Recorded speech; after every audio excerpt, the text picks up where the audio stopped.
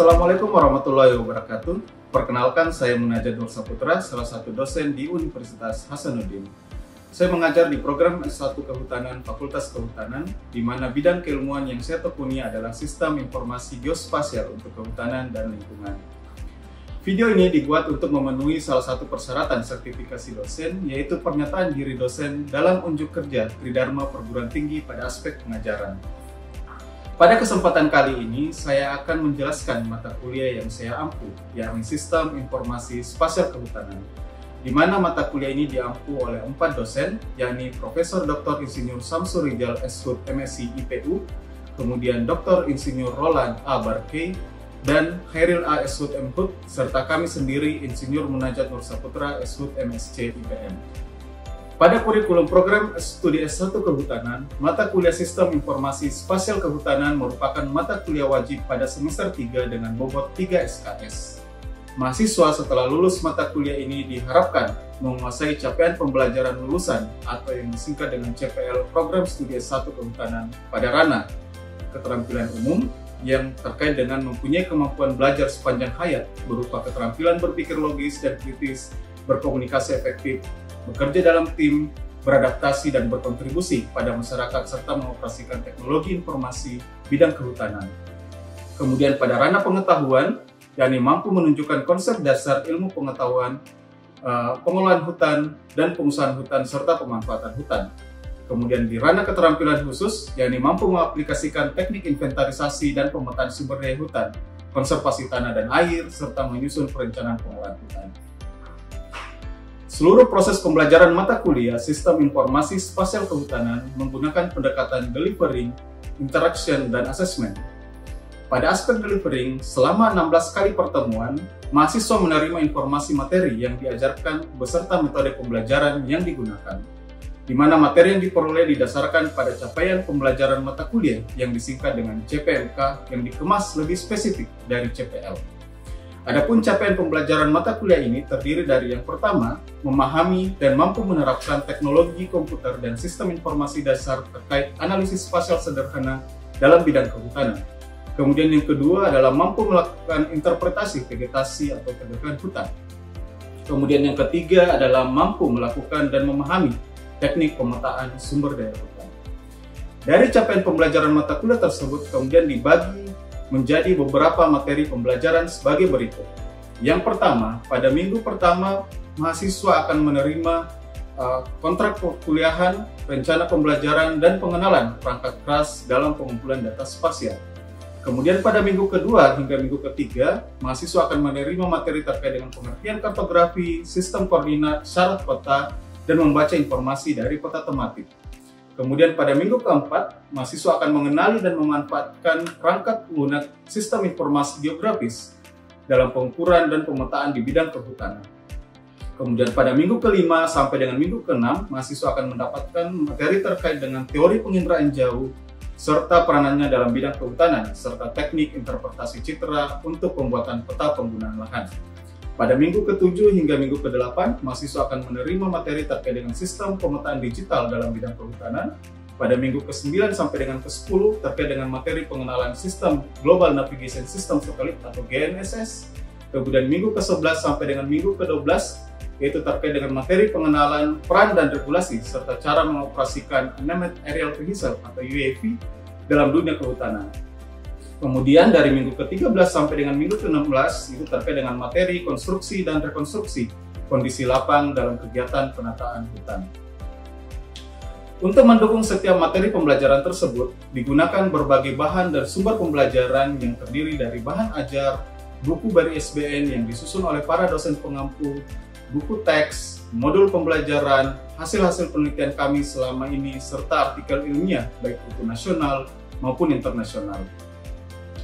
Pada aspek interaksi, mata kuliah ini menerapkan sistem student center learning, di mana dalam sistem ini, baik dosen, mahasiswa, dan tutor, dalam hal ini adalah asisten, saling berinteraksi untuk membuat mahasiswa lebih aktif di dalam kelas, laboratorium, lapangan, maupun pada learning management system yang dikembangkan oleh Universitas Hasanuddin yakni Sekolah. Pada aspek asesmen, mata kuliah ini menerapkan sistem pembelajaran project-based learning, sehingga setiap topik materi pembelajaran memiliki tugas dalam bentuk project yang akan diselesaikan oleh mahasiswa, baik secara individu maupun kelompok.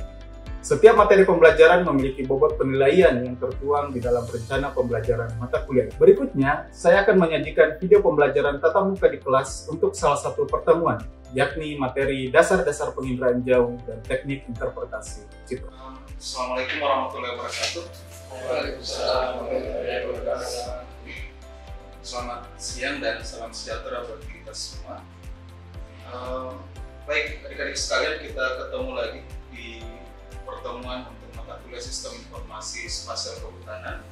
Di minggu kali ini kita melanjutkan di pertemuan sebelumnya, minggu kelima, dan ini minggu keenam terkait dengan dasar-dasar penginderaan jauh dan teknik interpretasi citra. Nah, di minggu ke-6 kali ini itu akan lebih banyak membahas terkait dengan bagaimana teknik interpretasi citra ya, yang kemudian saya kemas materinya dalam topik pemanfaatan data satelit dan cloud computing untuk analisis ketutupan lahan. Nah, adik-adik sekalian, sesuai dengan rencana pembelajaran, ada kurang lebih 3 indikator penilaian dari materi minggu kali ini, itu terkait dengan adik-adik sekalian nantinya akan mampu menjelaskan seperti apa dasar dan macam-macam interpretasi citra, kemudian juga mampu melakukan interpretasi citra baik vegetasi maupun tutupan lahan. Itu capaiannya. Nah, adik-adik sekalian, untuk pertemuan kita kali ini kurang lebih ada 3 hal yang akan kita coba diskusikan, yaitu seperti apa definisi dan teknik dari klasifikasi tutupan lahan, kemudian sumber citra untuk klasifikasi tutupan lahan, dan karena mata kuliah ini basisnya adalah project based learning, maka nanti akan ada simulasi yang adik-adik sekalian secara kelompok akan lakukan untuk melakukan klasifikasi tutupan lahan. Dan di sini saya akan memperkenalkan sebuah teknologi yang disebut dengan cloud computing untuk bagaimana mengklasifikasi tutupan lahan tersebut. Nah, kurang lebih seperti itu adik-adik sekalian apa yang akan kita bahas di pertemuan kali ini. Nah, minggu lalu ada yang masih ingat kira-kira sebagai rangkaian dari mata kuliah ini terkait dengan penginderaan jauh. Ada yang masih ingat apa sih itu penginderaan jauh? Ada? Silakan saya. Nah, jadi penginderaan jauh itu bagaimana kita mengambil data tanpa berada langsung di lokasi yang mau kita ambil datanya. Oke, mengambil data tanpa langsung di lokasi tempat pengambilan data. Jadi kita dapat data tanpa langsung ke lokasinya ya. Ada yang lain? Ya, silakan. Saya di penginderaan jauh itu bagaimana cara kita mendapatkan informasi tentang suatu tempat atau objek tanpa mendatangi tempat tersebut secara langsung. Oke, kurang lebih sama ya, tanpa mendatangi objek tersebut kita sudah punya datanya. Nah, adik-adik sekalian, kalau kita mencari literasi terkait dengan penginderaan jauh ya, kata kunci dari penginderaan jauh di baik itu di artikel ilmiah, di internet, itu kalian akan menemukan banyak hal terkait dengan penginderaan jauh seperti yang tadi teman kalian sebutkan ya. Ada monitoring objek tanpa kontak langsung dengan objek tersebut ya. Nah, kira-kira ada yang masih ingat juga produk penginderaan jauh yang biasanya kita gunakan di bidang kehutanan apa saja? Ada? Ya, silakan. Data iklim. Ada lagi yang lain? Ya. Data tutupan lahan. Apa lagi? Data DEM atau data digital elevation model ya. Jadi kurang lebih 3 data itu biasanya kita di bidang kehutanan maupun lingkungan ya itu sering gunakan, ada data climate, data digital elevation model ya atau terrain, dan data citra yang kemudian diekstrak menjadi sebuah data tutupan lahan. Nah, adik-adik sekalian, di pertemuan kali ini kita akan lebih banyak membahas terkait dengan klasifikasi tutupan lahan. Bagaimana melakukan interpretasi tutupan lahan dari produk penginderaan jauh. Nah, untuk memahami hal-hal tersebut, maka ada beberapa hal yang perlu kita diskusikan, mulai dari bagaimana definisi dan klasifikasi tutupan lahan itu, kemudian kelas-kelasnya apa saja, itu kalian perlu ketahui sebelum kalian melakukan klasifikasi tutupan lahan. Nah, ini kurang lebih beberapa definisi yang bisa saya perlihatkan, mulai dari FAO sendiri itu menjelaskan penutupan lahan itu adalah tutupan geofisik yang diamati pada permukaan bumi. FAO sendiri itu mengeluarkan klasifikasi yang dimanfaatkan secara global saat ini, di mana di fase pertamanya mereka mengeluarkan ada 8 kelas yang kemudian dibagi ada kondisi terestrial, ada kondisi akuatik, ya, dibagi-bagi areanya. Kemudian di fase kedua mereka mendetailkan, dan itu cukup detail. Kalian bisa baca secara lebih detail di dokumen FAO terkait dengan kelas tutupan lahan yang linknya sudah saya sematkan di presentasi kali ini. Nah, selain itu juga klasifikasi secara global itu kemudian disadur di Indonesia, kemudian dikeluarkanlah sebuah standar nasional Indonesia atau SNI terkait dengan klasifikasi tutupan lahan. Yang kalau di Kementerian Kehutanan di berbagai dokumen yang dikeluarkan itu mereka mengeluarkan klasifikasi yang seragam ya untuk satu Indonesia itu dengan menggunakan 23 kelas, mulai dari hutan primer, sekunder sampai dengan klasifikasi terbangun seperti pemukiman, transmigrasi, bandara, sawah, dan sebagainya. Nah, terkait dengan SNI tadi adik-adik sekalian, Waldo Tobler ya di tahun 87 juga menjelaskan bahwa ketika kita mau memanfaatkan data penginderaan jauh itu harus paham dulu data yang kita mau ekstrak itu pada skala mana. Karena dijelaskan di yang disebutkan oleh Tobler sendiri, ketika kita mau membuat peta pada skala tertentu, maka kita harus tahu nantinya ukuran resolusi dari data penginderaan jauh itu kita mau gunakan itu pada ukuran yang mana. Nah, kalau menurut Tobler, ukuran resolusi dari citra penginderaan jauh yang harus kita gunakan itu adalah bagi dua dari ukuran detectable size tersebut, sehingga ketika kita membuat skala 1:50.000, maka harus dibagi dua, dapatnya 25 meter. Nah, kira-kira citra apa yang punya resolusi 25 meter itu? Itu yang harus kita cari. Misalnya contoh menggunakan Landsat itu pakai ukuran 30 meter, atau cari lagi yang lebih detail lagi, bisa juga. Nah, nanti adik-adik sekalian sesuaikan saja. Atau misalnya bisa terbalik, kalau misalnya nanti punya Landsat, kira-kira Landsat ini bisa menghasilkan peta tutupan lahan skala berapa, atau Sentinel resolusinya 10 meter ya, itu bisa menghasilkan skala berapa peta penutupan lahan. Itu bisa dilihat dari sini. Nah, itu kurang lebih adik-adik sekalian terkait dengan definisi dan kelas tutupan lahan yang biasa digunakan. Nah, yang paling penting juga di materi terkait dengan teknik klasifikasi penutupan lahan ini adalah sumber datanya. Sumber data penginderaan jauh yang digunakan. Ada kira-kira bisa gambarkan produk penginderaan jauh seperti apa yang bisa menghasilkan peta penutupan lahan. Kalau minggu lalu kan kalian sudah diperkenalkan citra ya, citra apa saja yang kalian masih ingat? Landsat, Sentinel, Spot. Oke, Landsat, Sentinel, Spot. Nah, ada lagi yang lain? Mungkin lebih ke jenis citra Pak, citra optik dan juga citra radar. Ada citra optik, ada citra Radar. Ada yang lain? Modis Pak. Modis. Oke. Quickburn. Jadi ada beberapa, misalnya tadi kalau dibagi dari tipenya ada optik dan radar. Di optik ini terbagi lagi, ada jenis-jenis citra yang biasa digunakan. Contoh ada Quickburn, ada Spot, ada Landsat, ada Sentinel. Jadi kurang lebih seperti itu, ada citra optik dan citra radar. Nah, untuk klasifikasi penutupan lahan yang paling sering digunakan itu sebenarnya ini, citra multispektral yang disebut tadi optik. Ya, nah, namun dengan perkembangan teknologi saat ini, adik-adik sekalian, penutupan lahan juga bisa dihasilkan dari citra radar atau SAR. Banyak citra-citra yang secara free bisa didapatkan. Ini kurang lebih adik-adik sekalian. Kalau kalian masih ingat di pertemuan minggu lalu dijelaskan komponen-komponen dari penginderaan jauh ya, ada wahananya, ada ada produknya dan sebagainya. Nah, di wahana ini ada yang disebut dengan satelit. Nah, di satelit itulah yang kemudian terbagi. Kalau multispektral dia sifatnya pasif sensor. Kenapa disebut pasif sensor? Udah? Ya, silakan. Ini dulu. Pasif itu dia mengandalkan ke sinar matahari. Oke, dia mengandalkan, dia membutuhkan energi dari sumber lain. Maka disebut pasif sensor. Ini minggu lalu ya. Nah, kalau radar dia disebut dengan aktif sensor. Karena kenapa? Murni energi yang dihasilkan untuk menggambarkan kondisi permukaan bumi itu murni dari satelit, energi dari satelitnya. Nah, kurang lebih sepertinya adik-adik sekalian. Saya mencoba mengambil sebuah ilustrasi yang menarik buat saya untuk bisa membedakan bagaimana kinerja dari kedua sensor tadi, optic image dan SAR image ini. Kalau kalian membayangkan ya, ada sebuah apel dalam satu ruangan. Kalau kalian nyalakan lampu, ya, kalian bisa lihat apelnya bentuknya seperti apa, warnanya seperti apa.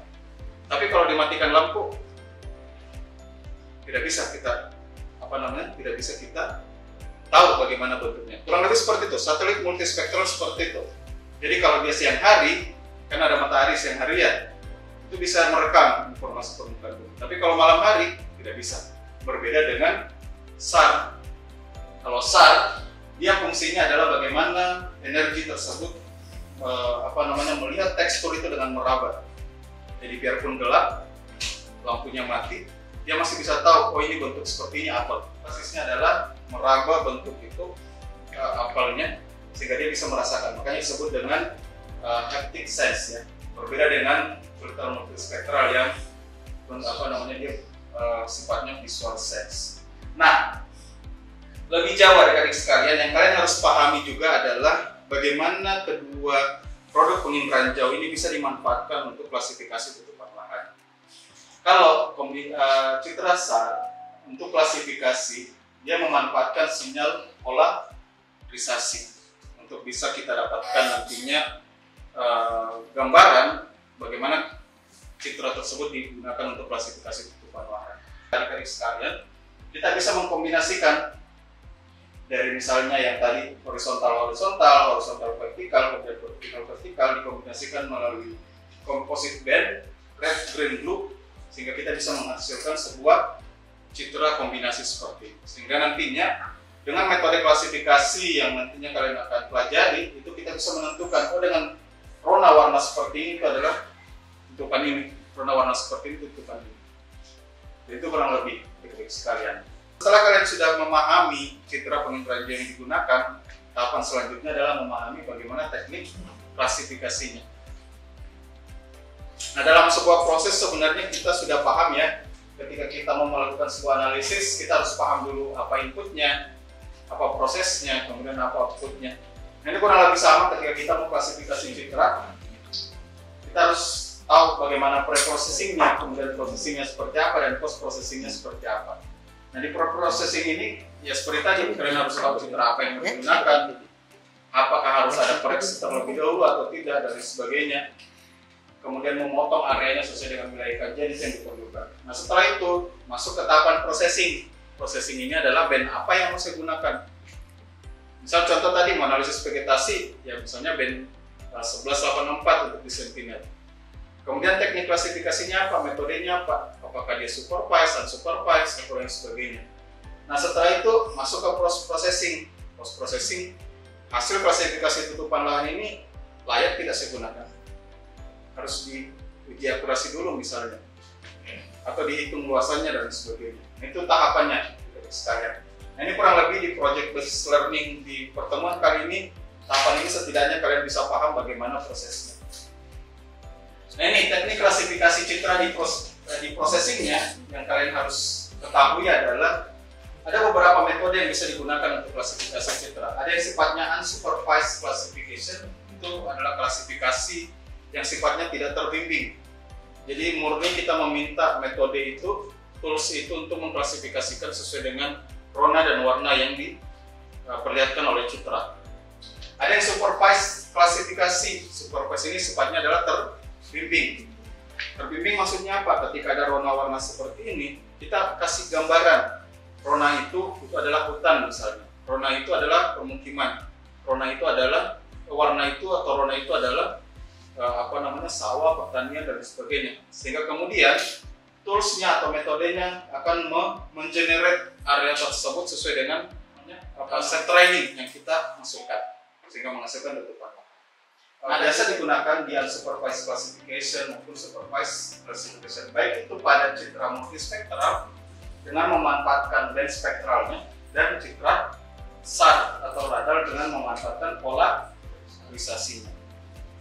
Nah, ada kalau unsupervised ya, ada K-means, ada cascade K-means, kemudian ada LVT, ada X-means ya. Nanti bisa kalian coba simulasikan bagaimana perbedaan dari masing-masing metode ini dalam menginterpretasi tutupan lahan. Kemudian ada supervised klasifikasi, ada random forest, chart, kemudian super vector machine, dan minimum stage. Itu kurang lebih.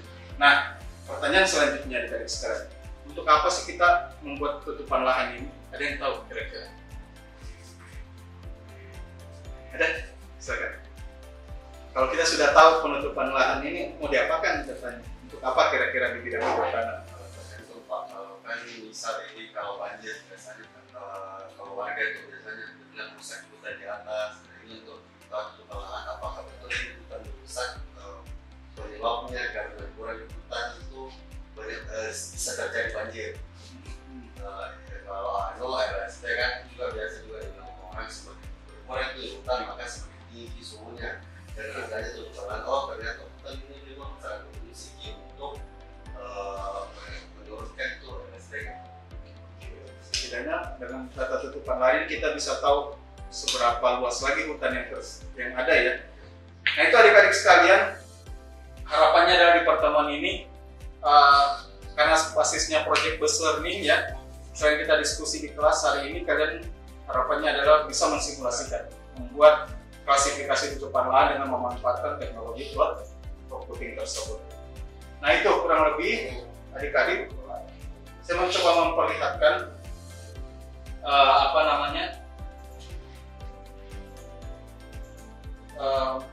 di link yang sudah saya bagikan ya ke kalian semua sebelum kelas hari ini ya. Di sini saya sudah menyusun line dari proses klasifikasi tutupan lahan menggunakan cloud computing ya, kombinasi dari Google Colab dan Google Drive. Jadi adik-adik sekalian, struktur dari script di klasifikasi tutupan lahan di Sentinel-2 ini yang bisa kalian gunakan.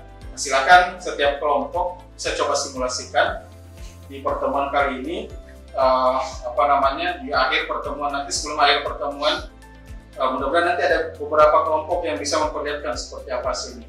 Nah, nanti setiap kelompok nanti juga ada tutor atau asisten yang bisa melihat, memperhatikan seperti apa yang kalian kerjakan. Jadi seperti itu adik-adik, silakan disimulasikan sambil kalau misalnya ada yang mau ditanyakan bisa kita diskusikan di kelas hari ini. Oke.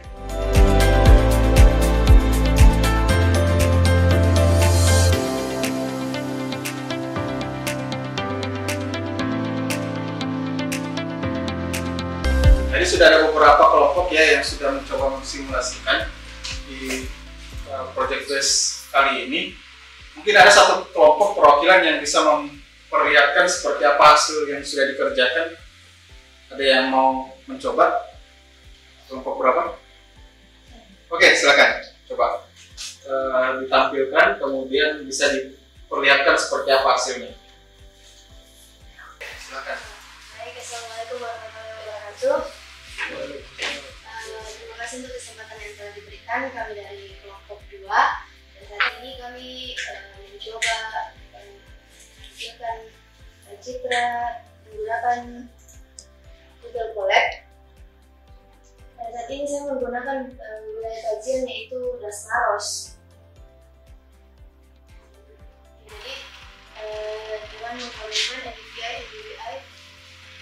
NDVI, kemudian untuk menentukan band untuk klasternya itu kita menggunakan band 2, band 3, 4, band 8, band 11, band 11, NDVI, DWI, dan NDVI. Kemudian dilakukan sampling pixel sebagai signature-nya. Dan ini hasil unsupervised.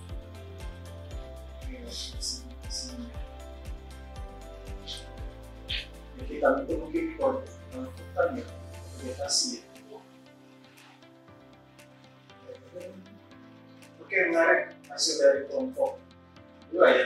Nah, ya ini salah satu contoh ya yang diperlihatkan dari kelompok 2 menghasilkan klasifikasi tutupan lahan menggunakan unsupervised. Nah, ini bisa dilanjutkan nanti adik-adik sekalian. Ini ada 1 tahun ya yang dianalisis, mungkin nanti bisa beberapa tahun coba dibandingkan. Kayak misalnya tadi mau monitoring, mau melihat kondisi hutan, bisa dibandingkan beberapa tahun. Nah, bayangkan bisa saja ke depannya adik-adik sekalian kita bisa membuat sebuah informasi tutupan lahan seperti ini. Suatu saat nanti adik-adik sekalian kalau sudah lulus ya di areanya sendiri masing-masing, nah, bisa memantau kondisi-kondisi wilayahnya seperti apa, atau bisa memanfaatkan metode-metode seperti ini untuk mengupdate atau mengupgrade informasi atau metode-metode yang saat ini digunakan di masing-masing instansi. Nah, dari yang lain, kelompok yang lain, ada yang mau ditanyakan di kelompok 2? Saudara, cukup? Ya, saya rasa cukup ya. Buat kelompok 2 kita beri aplaus dulu.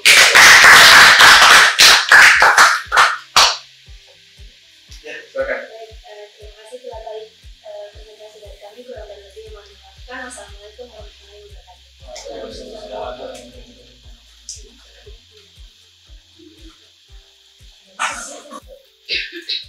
Nah, adik-adik sekalian, kalau misalnya tidak ada lagi ya yang mau ditanyakan, saya rasa cukup untuk kelas kita hari ini.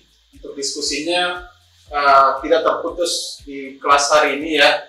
Kalian nanti bisa diskusi lebih lanjut, bisa ketemu dengan saya di laboratorium, atau misalnya kita bisa diskusi lebih jauh di sistem pembelajaran kita ya, di sekolah juga bisa kalian tanyakan. Saya rasa itu mungkin untuk materi terkait dengan dasar penginderaan jauh dan teknik klasifikasi citra. Mudah-mudahan apa yang kita simulasikan hari ini itu bisa kalian juga terapkan ya. Nantinya bisa kalian lakukan masing-masing ataupun secara kelompok, dan juga bisa siapa tahu bisa dimanfaatkan untuk penelitian-penelitian kalian selanjutnya di S1 Kehutanan ini. Saya rasa mungkin seperti itu adik-adik sekalian. Saya cukupkan. Nah, minggu depan adik-adik sekalian, karena ini materi sudah selesai di minggu ke-5 dan 6, nanti minggu ke-7 itu sudah materi yang berbeda, itu terkait dengan pemetaan digital. Di situ nanti kalian akan belajar terkait dengan bagaimana mengolah data spasial yang sifatnya vektor, misalnya clip, overlay, dan lain sebagainya. Nah, hasil dari minggu ke-6 ini, kalian kan sudah menghasilkan data tutupan lahan. Meskipun masih dalam bentuk raster, nanti kalian bisa keluarkan menjadi sebuah data vektor tutupan lahan. Nah, itu bisa nanti kalian pelajari di minggu ke-7 bagaimana mengoverlaynya dengan data-data tematik yang lain. Misal contoh tadi, selain monitoring beberapa tahun, itu kalian bisa juga lihat, misalnya punya data kawasan hutan, kalian bisa overlay kawasan hutan kita di Indonesia saat ini itu masih bagus tidak hutannya. Nah, itu ya. Saya rasa mungkin itu adik-adik sekalian, saya cukupkan untuk hari ini. Jangan lupa kalian absen di sistem sekolahnya ya. Mudah-mudahan apa yang saya sampaikan bermanfaat, dan terima kasih banyak atas antusias dan kontribusinya di dalam perkuliahan hari ini, sehingga kalian bisa saya bisa menyampaikan materinya dengan baik, dan kalian mudah-mudahan bisa menerima materi tersebut dengan baik juga. Saya rasa itu sekian, dan saya akhiri. Assalamualaikum warahmatullahi wabarakatuh. Demikian deskripsi singkat dan cuplikan proses pembelajaran dari mata kuliah Sistem Informasi Spasial Kehutanan yang saya ampu. Semoga dapat memberikan gambaran mengenai kinerja pengajaran yang saya lakukan di program studi S1 Kehutanan Fakultas Kehutanan Universitas Hasanuddin. Saya mengucapkan terima kasih kepada seluruh tim penilai dan tim panitia sertifikasi dosen tahun 2025. Khususnya dari Direktorat Sumber Daya, Direktorat Jenderal Pendidikan Kementerian Pendidikan Tinggi, Sains, dan Teknologi. Tidak lupa juga saya mengucapkan terima kasih kepada para pimpinan dan tenaga kependidikan Universitas Hasanuddin, khususnya Direktorat Sumber Daya Manusia, pimpinan Fakultas Kehutanan, rekan sejawat dosen, dan adik-adik mahasiswa. Demikian yang dapat saya sampaikan. Saya akhiri dengan sebuah pesan bahwa pendidikan yang unggul bukan hanya soal menguasai teknologi, tetapi bagaimana kita menggunakannya untuk membentuk generasi yang mampu berpikir kritis dan beradaptasi dengan perubahan. Wassalamualaikum warahmatullahi wabarakatuh.